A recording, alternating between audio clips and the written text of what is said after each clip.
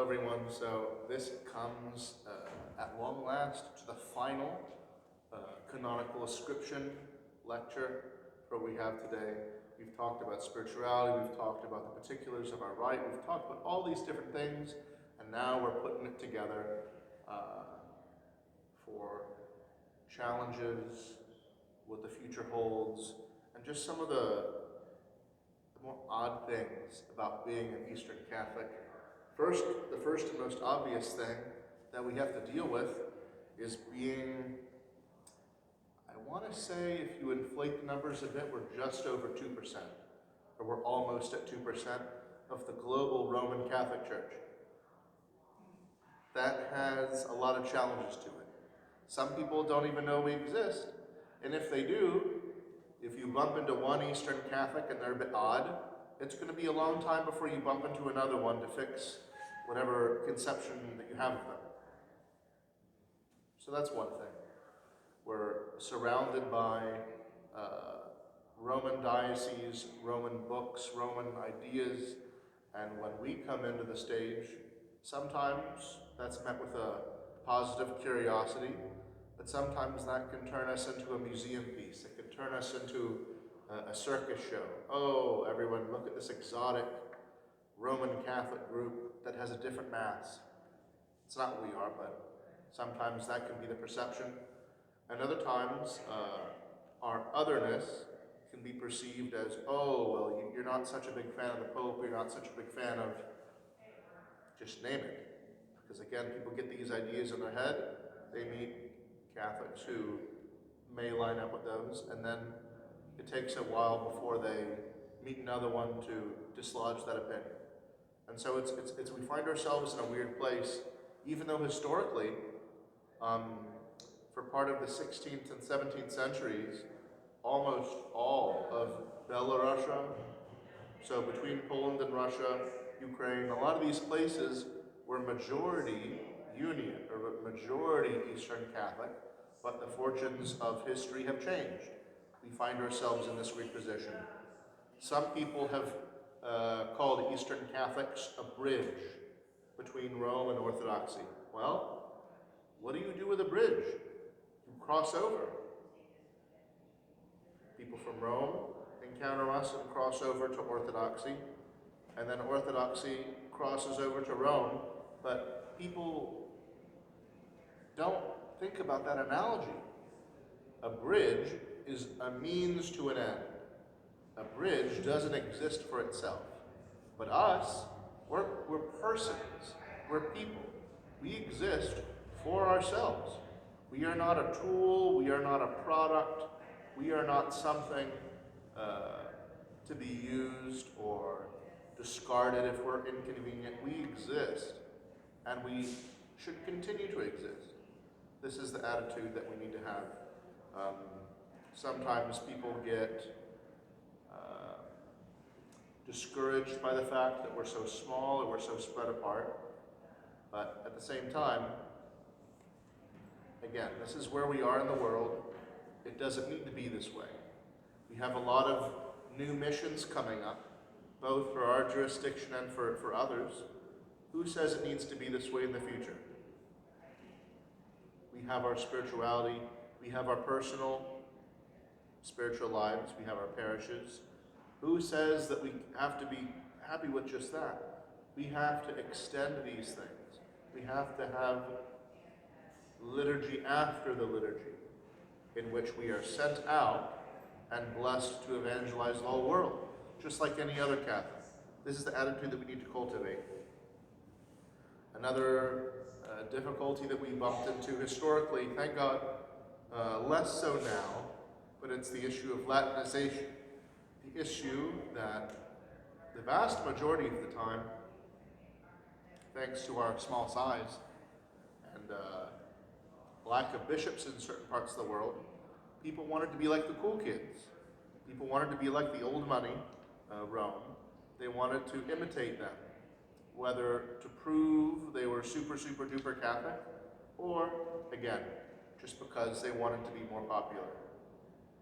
Thank God, after the Second Vatican Council, we have explicit marching orders from Rome Rome is Rome, the East is the East. We're friends, we're brothers, we're confidants, but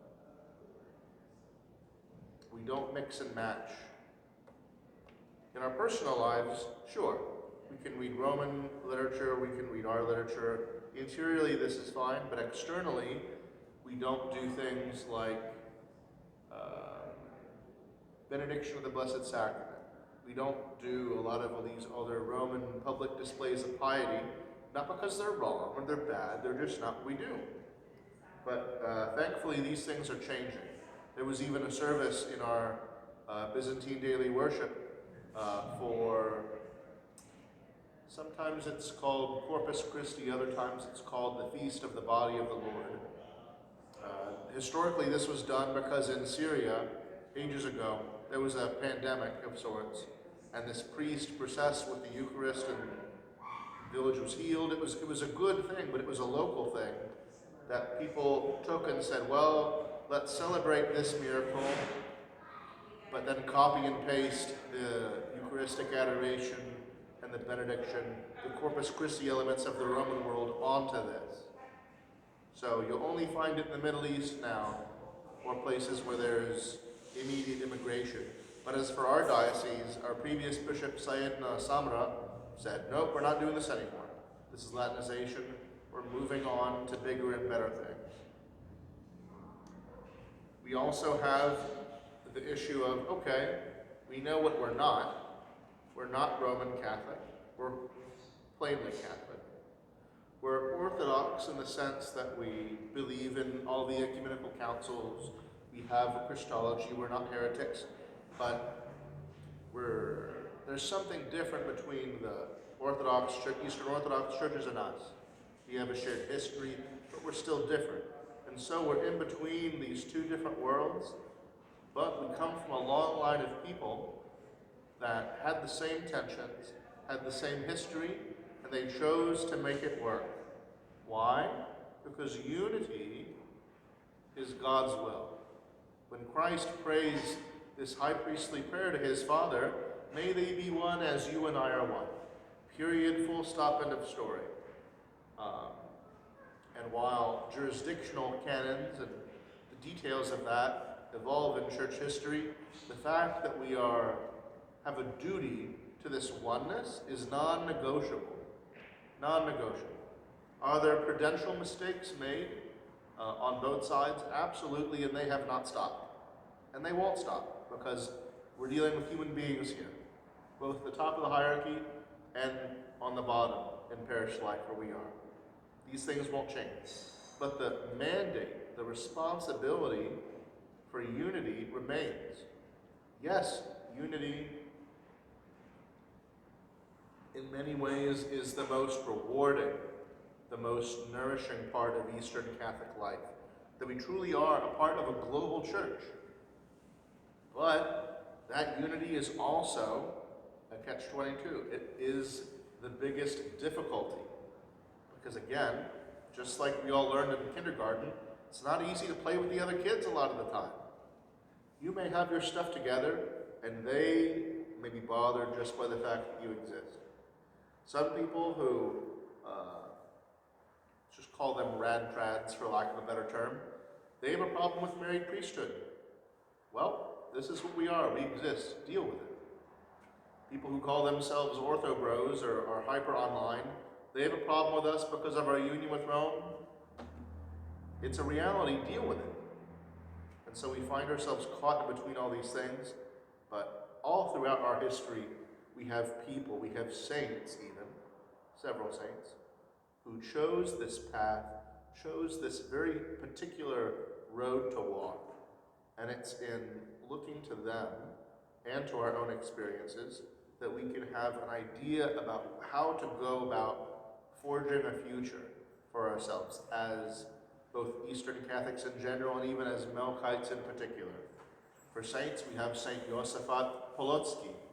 He was the Archbishop of Polotsk in the Polish-Lithuanian Commonwealth, modern-day Ukraine. He personally stuck his own neck out, would go have polite debates with the Orthodox who were anti-union with Rome, even went to the Kiev-Pechersk Lavra, the biggest, most famous monastery of the Kiev caves, and he would politely show up and say, hey, I'm here to stay for a couple days. If you'd like to engage in debate, I'm more than welcome. He was ultimately martyred by an Orthodox crowd in the thick of it. There were many messy things of the day. He fell victim to it. But we have other examples as well. We have actually an interesting person, an Italian, St. Justin de Jacobis. This was an Italian priest who went to do mission work in Ethiopia. But he was Italian, he was Roman, he was doing things the Roman way, and he noticed the Ethiopians have this own indigenous tradition, their own rite, their own everything. Why would I want to make them into Italians? Why would I want to make them Romans when I could make them just Catholic? And so he studied under the Ethiopian Tewahedo Orthodox churches for the way they chanted, the way they sang, the way they liturgized. He learned all of it and essentially lived his life that way, to where people would say, what's that albino Ethiopian doing? They couldn't tell because he had enculturated himself so deeply in their church life. And it is from that point that he evangelized people into union with the Catholic Church. That's the type of choice that we have throughout our history. That we're not content to have things be a convenient one-size-fits-all. The Catholic Church is for every man, woman, and child on the planet, and if anyone thinks otherwise, then it's a club. Then it's a human institution. This is a divine institution. This is something that God has done. This is an institution God has created to embrace the whole world. In the book of Daniel, this is the mountain that grows all over the whole earth. This is the church. For other people, as examples, we have the Russian Saint Leonid Fyodorov. This was an Orthodox seminarian who entered communion with Rome, studied in Rome, but at a certain point in his studies said, I need to go back to my people and evangelize them as a Russian. I'm glad I studied in Rome. I'm glad I had all these opportunities. But in Russia at the time, to say you were Catholic, it essentially meant you were Polish. And Russia and Poland have had many wars, very many fights, to the point where the Roman Rite became synonymous with Poland. And so he had to leave Russia just to even be received into the faith, because the state, the Tsarist state, would persecute him. But even from his quasi-exile, he said, I need to go back, and I need to do it as a Russian. He was tremendously successful. He would talk to the intelligentsia, he would talk to all these sorts of people, and even at a certain point, either right before or right after the Tsar was overthrown, and there was a 2-year period of, well, we don't know what we are, but things are freer now. And before the full communist revolution took place that spelled the doom of the Russian church. In this period of, we don't know what's going on, but at least being a Catholic is legal and free now. During this time, it's recorded he went, spent a lot of money to take a train ride to Belarus, for a Roman retreat that this church was giving.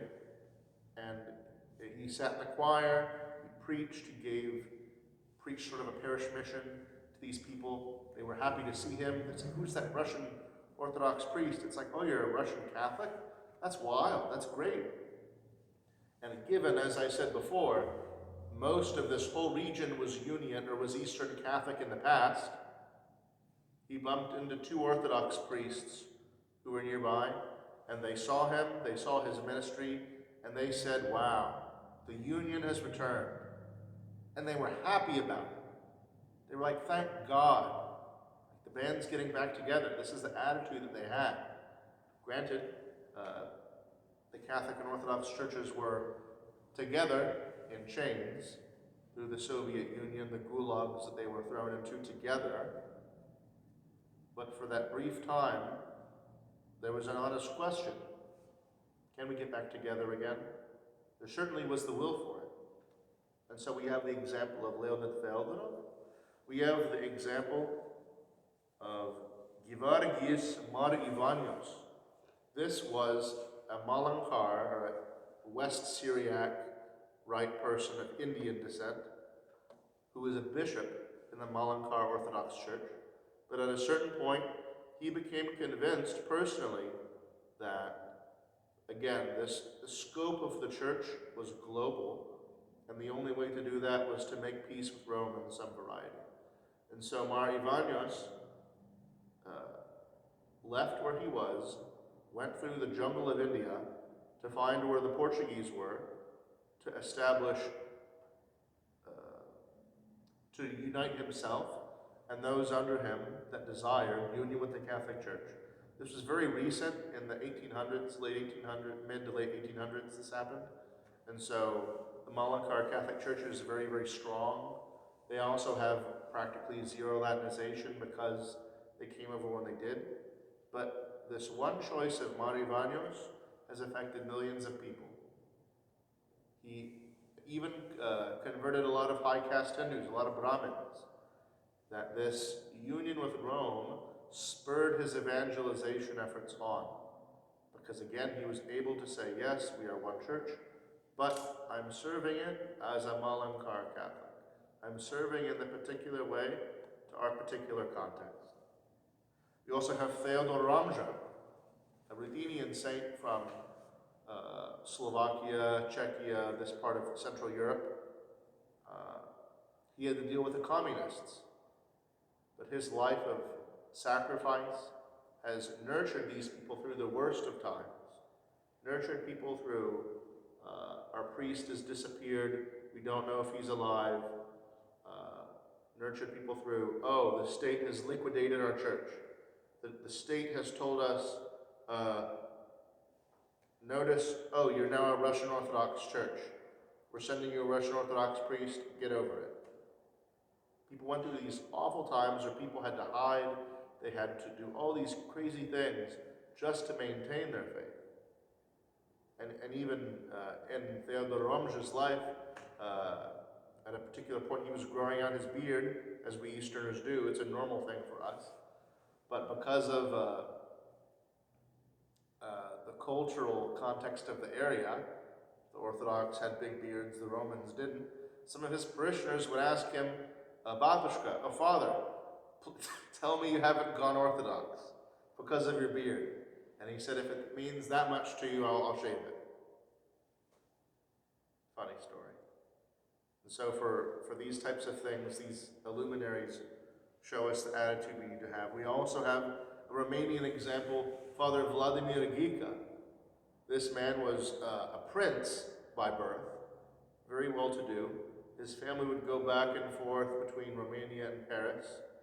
He spoke French, and in his schooling, again, like many other of these figures, he encountered the call to unite his orthodoxy with Catholicity. He is quoted as saying, and this is one of the best quotes out there, I became Catholic to be a better Orthodox. He is not giving up anything of his Orthodox heritage, his spirituality, any of it. He is merely saying yes to union. Yes to this global church that is united in its ministry. I became a Catholic to be a better Orthodox. And we also have Father Gomidas Kumurdian. This is an Armenian priest, married priest, in Constantinople in the 16 to 1700s, I believe. At this point in time, in Constantinople, Eastern and Western churches had good relations with each other, but of course, under the auspices of the Ottoman Empire, the Ottomans had no interest in anything like that. They had no interest in Christians uniting together.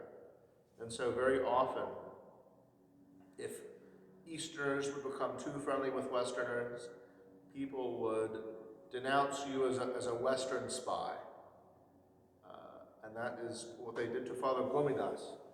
They said, he's hanging out with these Catholics. He says he's one of them.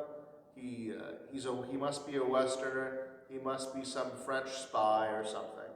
And so they turned him over to the Ottomans and they beheaded him. For what? For nothing. But people like this, people who willingly took up their cross, followed Christ, and as a result of their self-giving love, life was able to flourish. Spiritual life was able to flourish, even though the material aspects weren't always there. It was not always hunky-dory for people. It's always, in some level, been difficult to be an Eastern Catholic. But just like we heard from a sermon several weeks ago, the taking up of our cross is a voluntary affair. If we want these traditions to die with us in this generation, okay, we have that freedom. We can do that if we want. Or we can willingly, knowingly, embrace the situation that we're in and say, maybe this situation is like this for us, but it's not going to be this way for my children. Maybe in my lifetime, this is the situation we're in, but it's not going to be for future generations. This is the attitude that we have to have. And the bearing of our cross, just like exercises of asceticism in the Christian life, people can mistake what these types of things mean. To have a Latinizing moment, Saint Therese of Lisieux, this Carmelite nun, famously says that perfection consists not in doing extreme or these grand deeds, but rather it consists in doing the little things extraordinary well. It is not in extraordinary deeds alone, but little things done extraordinarily well. This is what we're called to. We are called to do the little things extraordinarily well. If we build a temple, we're going to build a beautiful temple, a wonderful temple. If we're going to cultivate chanting, we're going to study all the sources, all the books, not just our own. We're going to look to the Orthodox for inspiration. If we paint or write icons, we're going to do them to the best of our ability. We're not going to be content with the situation that we're in, but we're going to use the means at our disposal to be better, to do our part. Again, our situation is a very strange one. We're caught in between all these different influences, but there's no reason that the future cannot be very bright for us. And this is a fitting end to our spirituality, to our distinctiveness, because at the end of the day, we're all in the same boat, whether we're Roman Catholic, Orthodox, Eastern Catholic, non-Chalcedonian, whatever. We are all in this strange world. We are all living in this strange time under these conditions that none of us find ideal. But the choice, what do we do about it? This is what we have our freedom with. We have the freedom to continue existing and to say, you know what? Everyone else has their contribution to make, but as Eastern Catholics, we can say that union is not always comfy, it's not pretty, but again, it's our responsibility. Union will not be perfect. Union will not be immediate, but in many ways, we are living in a unique reality that Roman Catholics and Eastern Orthodox can't understand. In many ways, I tell people when they're coming to us for the first time that in many ways Eastern Catholics live in the future, where the schism is gone, there's no big fight. Yeah, there are lots of little fights, but all the big fights are over. That for many of us, we like to think of ourselves, for example, Orthodox people who are born in the Western Hemisphere, Europe, America, the Anglosphere. They think, oh, I'm Orthodox, so I must be the East. You live in Nebraska, and your name is Dave. You're not the East. We are all a product of this postmodern Western culture. In many ways, we are all the West. And the line between East and West, for so many of us, the line between East and West goes in our heart. And when we look at East and West, we notice that within us there is an interior schism that needs healing. But once that's healed, and I believe this type of analogy of East and West being in our own hearts and we heal the schism internally, this comes from someone I would normally say never read, Thomas Merton. But this is one good thing that he has written. That for many of us who are born in this globalistic, crazy world that's detached from its past, East and West are in every one of us. And we have the ability to reconcile them internally and share that with the world. We can say, I don't know about you, but for me, we've resolved these things.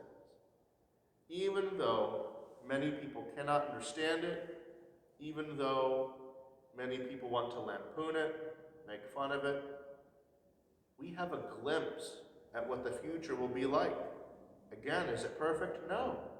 Nothing in this world ever is. But still, the unique perspective that we're given a chance to at least glimpse, it's worth it. As Eastern Catholics, we live in this future reality that many people refuse to see. But again, speaking only for myself, even though I've seen only a glimpse of it, all the suffering, all the hard work, all the agonizing over this issue, this fight, that fight, all of it's worth it and more.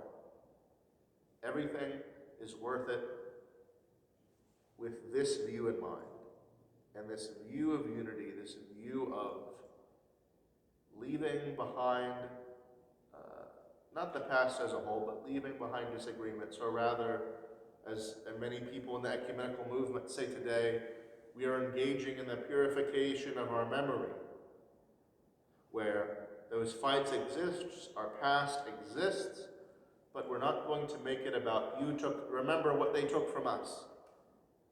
Very many Eastern Orthodox terminally online fellows will say, remember what the Crusaders took from us. Remember how they conquered Constantinople. Again, their name is Billy and they live in Wyoming. Their ancestors probably were the Crusaders. No one can point a finger anymore. We don't have that luxury. We all have our memory, we all have our biases, our takes, but these need to be purified. They need to be laid at the feet of the Master and say, take care of it. I'm not going to define my life by them. I'm not going to let these things get in the way of me loving my neighbor, whether they be Orthodox, Roman, or whatever. And at a certain point, all those other details cease to matter entirely. When we look at the way the Master lived his life, he very much lived the parable that he tells of the sower. When we think you have to sow your seed, we think, oh, you have to prepare the soil, you have to dig exactly the right size hole, have to make it this exact depth, you have to carefully, lovingly pillow this seed in, water it. The sower says, scatter the seeds everywhere. If it lands in rocky soil, it's in rocky soil. If it's in good soil, it's in good soil. I'm going to sow my seeds everywhere. This is the attitude that we have to have, not only for the gospel, but our faith, and our faith in particular. This is the model that Christ, the author and perfecter of our faith, gives to us. This is the opportunity that we have. Will it look the same for every one of us? No, it won't. We all live in particular communities, some in Texas, some on the East Coast, some in California, God bless them, other people elsewhere, but our mission's the same. And in the taking up of this mission, we find ourselves fulfilled.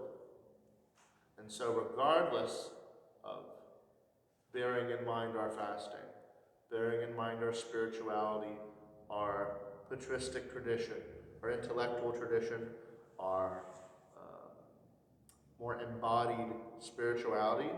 All this in mind, all of this that we have talked about previously leads us to this point so that we can put it into practice, that we can sow the seed, that we can go out into the world. Because liturgy isn't just a club. We are given the Eucharist. God becomes one with us. We are empowered. And the final thing, the priest says, God bless you, get lost. He sends us out into the world with a mandate to sow the seed, to live the life we've been given. And so everything that we've done takes us to this moment. And in many ways, this is the most important one as Eastern Catholics. This is the most important part of our life. Ascribing to another church, changing our ascription, in many ways is like immigrating to another country to become a citizen. Well, I love chilaquiles, but I'm not about to become a Mexican citizen just to have chilaquiles. Thankfully, we're in Texas, we can have both, but the point remains. As some people say, our culture is not your costume. Ascribing to a particular church is a commitment. It has responsibilities, it has duties, like anything else. And so when we go forward, when we end up wherever we're going to live permanently, at whatever parish we're going to be at, whatever state of life we're going to be in, whatever vocation we'll be living, this is the one thing that we'll be living. This is the one life in Christ that we'll be living in general as Catholics, but in more particular as Melkites. And regardless of anything that comes in our way, this life is worth living.